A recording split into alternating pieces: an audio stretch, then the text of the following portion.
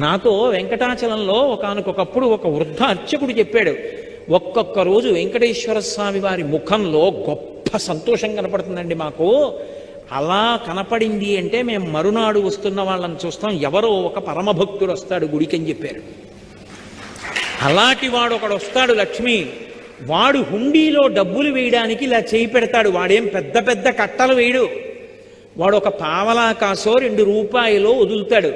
వాడు వేస్తున్న డబ్బు కోసమని నేను హుండీలో ఇలా చెయ్యి పెడతాను. అది మిగిలిన డబ్బులో పడదు, నా చేతిలో పడుతుంది. అది తీసి ధనదుకు వడ్డీకి ఇచ్చి కుబేరుడి వడ్డీ దాంతో కడతాను, కొంత నేను డబ్బు ఉంచుకుంటాను. నీకో చమత్కారం చెప్పనా, ఇంతమందికి ఇచ్చేవాణ్ణి పరమభక్తుల డబ్బులతో జీవనం గడుపుతూ ఉంటాను. వింతలేల చెయ్యుచుండెదను కొండ మీద. ఆశ్చర్యకరమైన పనులు ఇలాంటివి చేస్తూ ఉంటాను. కలియుగంలో